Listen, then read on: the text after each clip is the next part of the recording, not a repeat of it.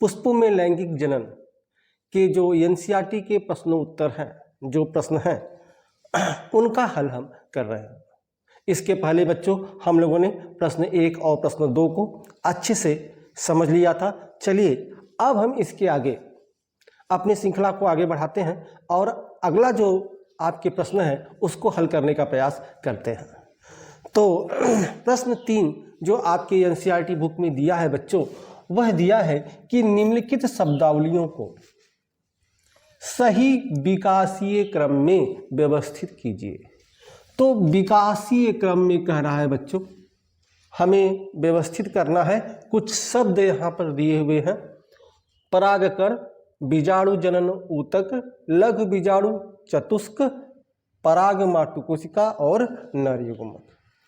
इन्हें जो है हमें विकासीय क्रम में व्यवस्थित करना है। बच्चों इस अध्याय में आपने अध्ययन किया है कि जो आपका लघु बीजाणुधानी होता है बच्चों, ध्यान रखिएगा बच्चों, ढंग से अगर समझ लेंगे तो इनको व्यवस्थित आप कर लेंगे। तो बच्चों हम जानते हैं कि जो आपका लघु बीजाणुधानी होता है बच्चों, लघु बीजाणुधानी, लघु बीजाणुधानी से बीजाणु,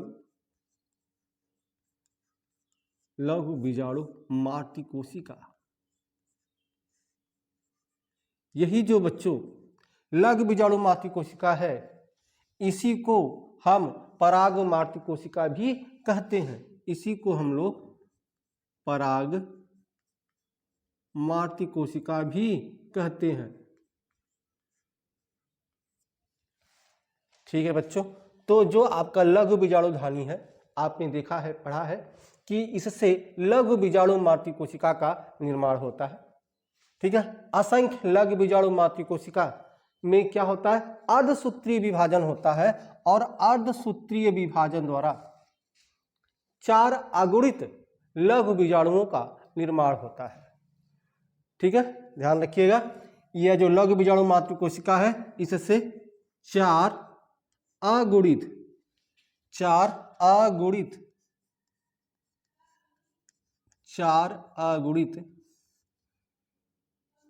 लघु बीजाणु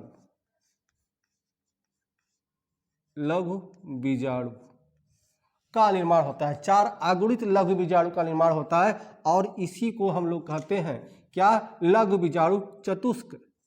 इसी को बच्चों हम लोग कहते हैं लघु बीजाणु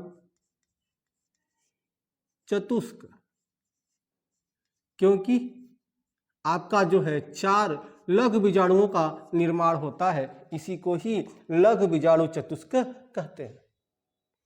अब यह जो लघु बीजाणु चतुष्क है बच्चों, इसी से क्या बनता है, इसी से आपका परागकण का निर्माण होता है। परागकण का निर्माण होता है और यह जो परागकण होता है बच्चों, यही आपका नर युग्मक होता है, नर युग्मक। इस तरह की संरचनाएं आपने पढ़ा है इस अध्याय में। ठीक है बच्चों, तो ध्यान रखिएगा। अब जो है इनके क्रम को व्यवस्थित करें। अगर ये समझ में आ गया तो इनके क्रम को आप व्यवस्थित कर सकते हैं आसानी से। देखिए बच्चों, आपने क्या जिसमें जो है पढ़ा है कि लघु बीजाणुधानी से क्या बनता है, पहले लघु बीजाणु मातृकोशिका बनता है और इसी को हम लोग क्या बोलते हैं, पराग मातृकोशिका। इससे जो है अर्धसूत्रीय विभाजन द्वारा 4 अगुणित लघु बीजाणु का निर्माण होता है, जिसे लघु बीजाणु चतुष्क कहते हैं। उसके बाद इसी से परागकण का निर्माण होता है और जो परागकण होता है वही आपका नर युग्मक होता है, नर कोदभिद होता है। तो अब व्यवस्थित करें। देखिए जो लघु बीजाणुधानी है बच्चों, यही जो आपका बीजाणु जनन ऊतक है, ठीक है, यही आपका क्या है, लघु बीजाणुधानी। तो पहला जो है आपका यह होगा, पहला क्रम यह होगा आपका लघु बीजाणु जनन ऊतक लिखेंगे पहले। उसके बाद दूसरा देखिए लघु बीजाणु मातृकोशिका से अर्थात पराग मातृकोशिका का निर्माण होगा। दूसरा ये होगा, दूसरा पराग मातृकोशिका होगा। उसके बाद देखिए, उसके बाद आपने क्या लिखा कि 4 अगुणित लघु बीजाणु चतुष्क, अर्थात इसके बाद दूसरा तीसरा जो स्थान है वह होगा इस पे लघु बीजाणु चतुष्क। ठीक है। अब देखिए लघु विराट चतुष्क के बाद क्या निर्माण हो रहा है, परागकण का निर्माण हो रहा है। तो तीसरा हो गया, चौथा ये आपका परागकण हो जाएगा और पांचवा आपका ये नर युग्मक हो जाएगा। जो है